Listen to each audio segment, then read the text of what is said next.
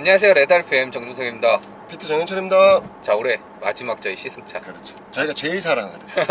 그래서 저희가 너무 좋아하는 차로 네. 섭외를 했습니다. 네. 볼보의 외관 모델. 그렇죠. 크로스컨트리인데요.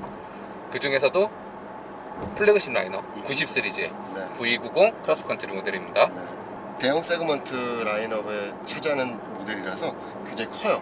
굉장히 크고 이게 SUV와 승용차의 중간 단계라는 건 이제 많은 분들이 다들 알고 계실 거고, 그러다 보니까 차고도 좀 높게 형성되어 있고, 저희가 사랑하는 이유는 이 뛰어난 승차감. 볼보 시리즈 중에서 제일 좋습니다, 승차감. 저희가 60 시리즈도 말씀드렸지만 네. 볼보가 이 외관 너무 잘 다뤄요. 특출납니다. 희한해. 근데 이제 국내에서는 CC, 그리고 뒤에 CC 붙여서 크로스컨트리 모델만 들어옵니다. 그렇지. 원래 V90, V60도 있어요. 그렇지. 그건 외관 모델이고요. CC, 크로스컨트리가 붙는 건 오프로드에 조금 더 특화, 지상고도 좀 더 올렸고요. 오프로드 특화된 서스펜션이라든지 그런 거 튜닝이 좀 들어갔습니다.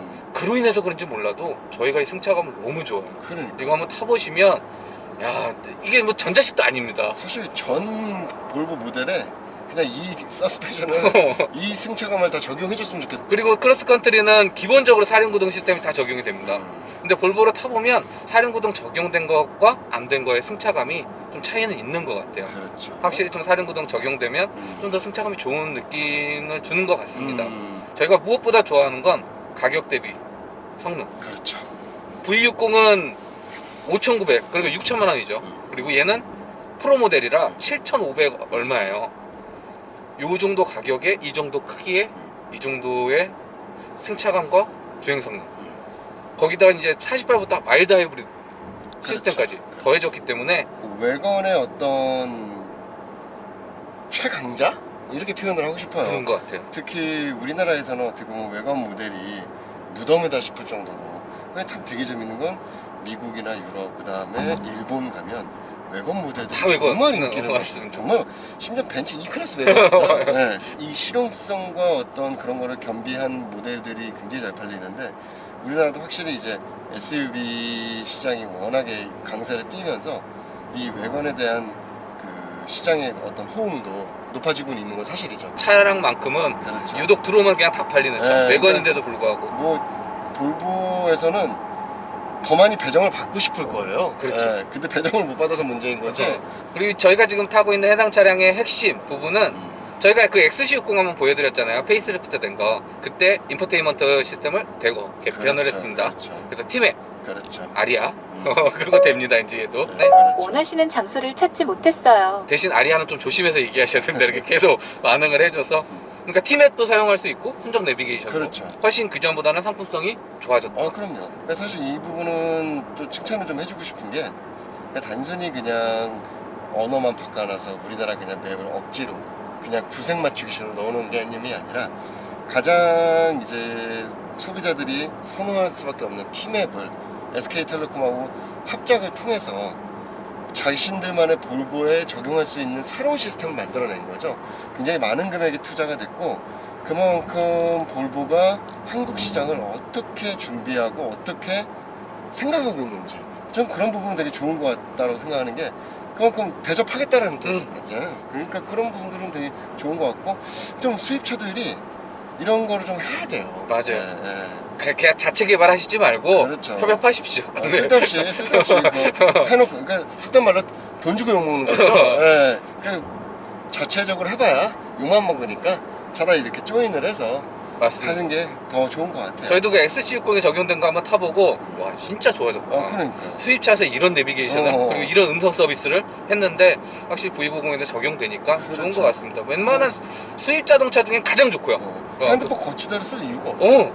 국내 차랑 비교해도 가장 좋은, 뛰어난, 편한 그런 인포테인먼트 시스템을 이제는 볼보 갖춰가고 있기 때문에 그렇죠. 그런 부분도 뭐 말한 대로 국내 소비자를 위한 겁니다. 뭐 해외에서 티맵 쓸 일이 없잖아요. 그러니까 그런 부분도 충분히 좀 볼보가 어필할 수 있는 부분이 아닐까.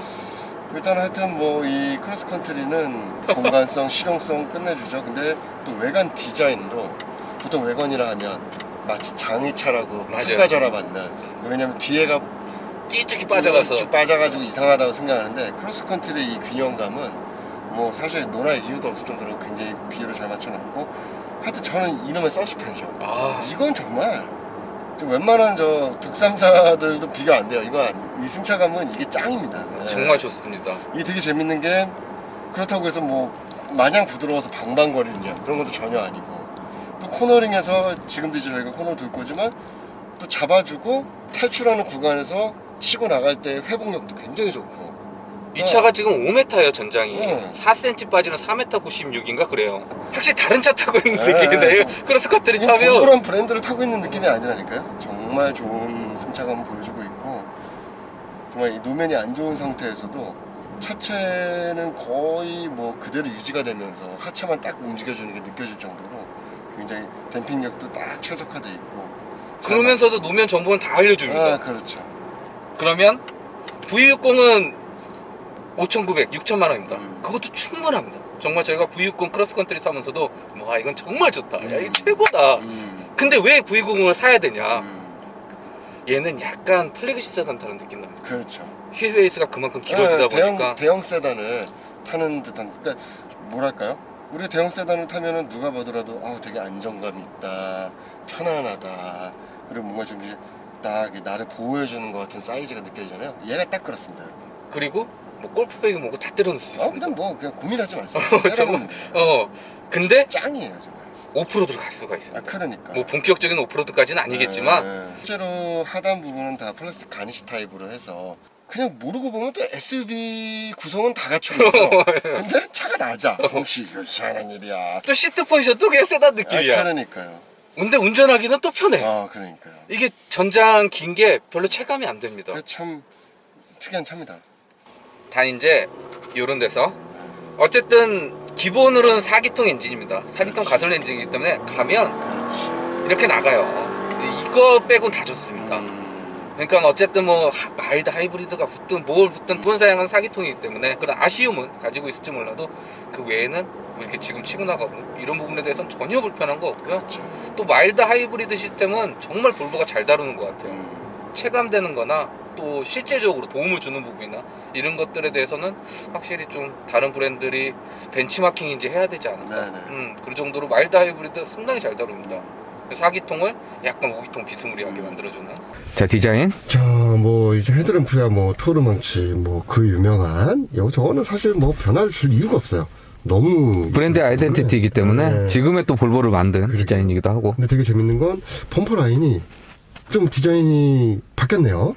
그런 것 같습니다. 네, 저도 좀 세련되게 좀 소재라든지 그런 것들이 약간 이제 실버 크롬 톤으로 약간 바뀌면서 근데 뭐랄까 젊어지고 날렵해졌다는 그런 느낌이 들어요. 딱 정면에서 보면 세단이에요. 되게 공격적인 형태를 하고 있는 세단이고 저희가 작년 이맘때 정도였을 거예요. 서해안 그 런칭 행사 갔을 때 그때 보고 이제 다시 보는 건데 조금 더 이렇게 세련되셨다고 해야 되나? 그러니까요. 이게 굉장히 넓죠. 맞아요. 전폭이.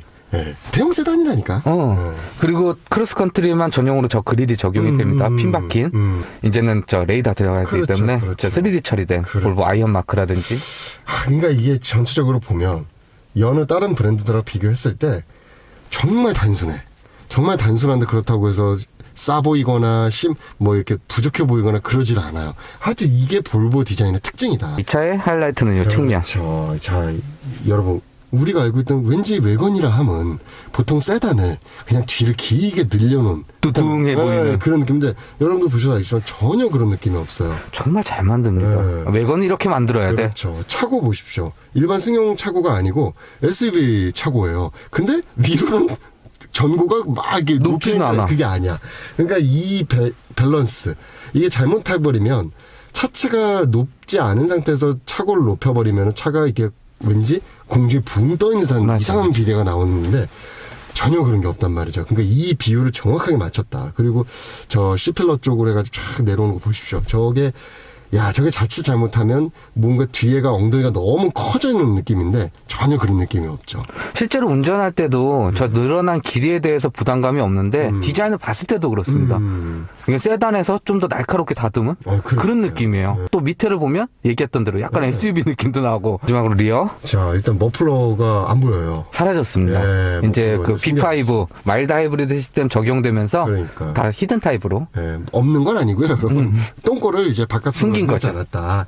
그리고 이제 턴 시그널이 이제 시퀀셜 타입으로 방향 지시등이 바뀌었고, 이 진짜 칭찬해주고 싶은 게 볼보의 저 세로 형태, L자 형태 저 테일 램프, 저게 예전에는 되게 어색한 느낌도 약간 있었고 자신들만의 아이덴티 정체성이긴 한데 이상했는데, 야, 이제 그만큼 우리가 볼보에 많이 익숙해졌나 봐요. 맞아요. 전혀 뭐 어색하거나 그런 거 없이.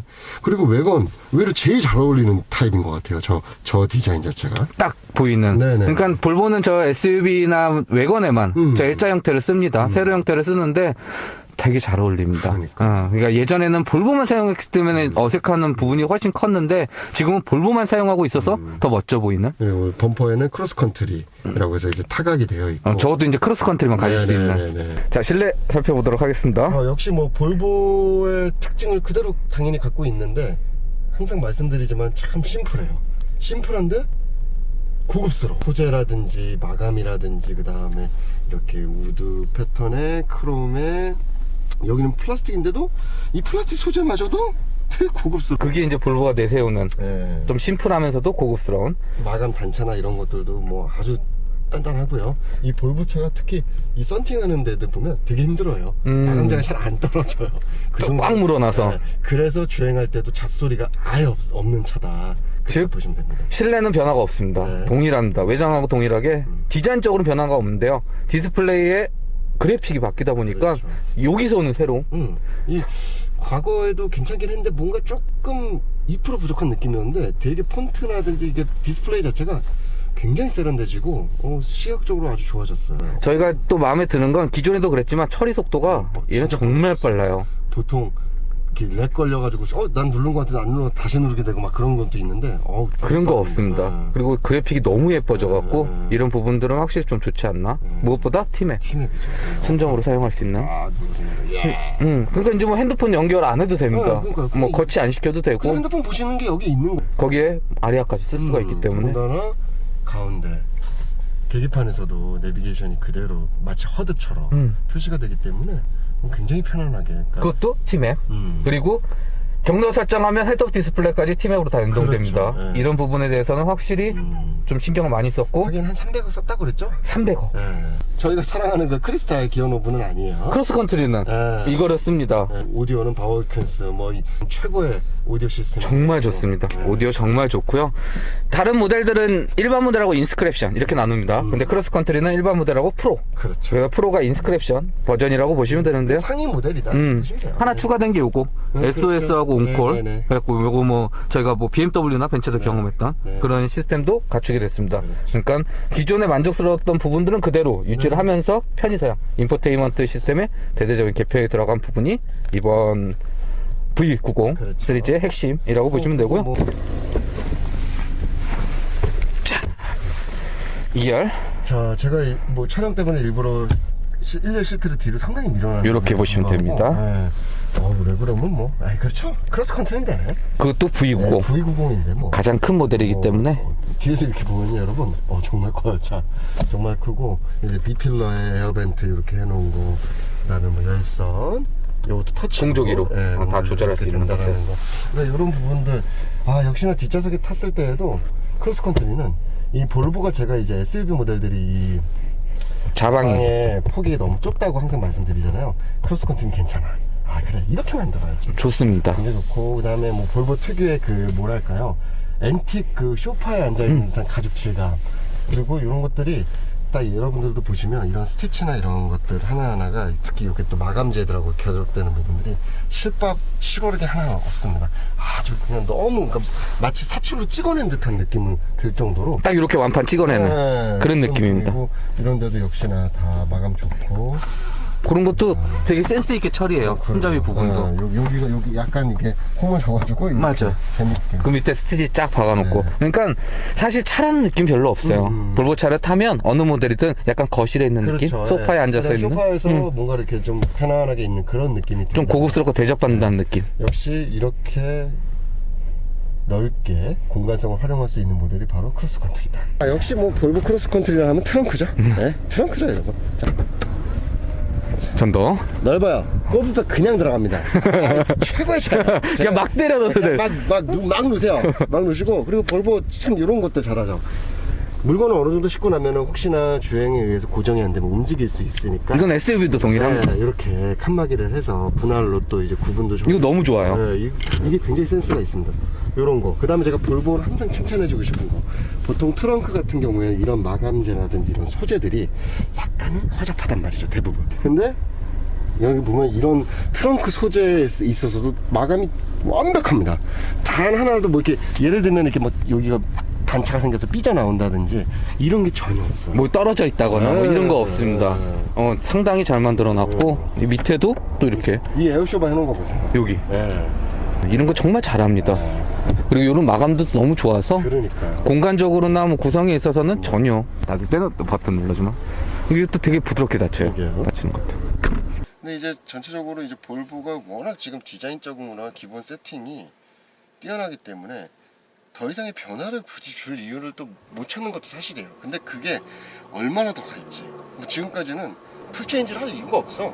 굳이. 그냥 조금씩만 바꿔도 기본적으로 워낙에 완성도가 높은 디자인이고 만족도가 주기 때문에.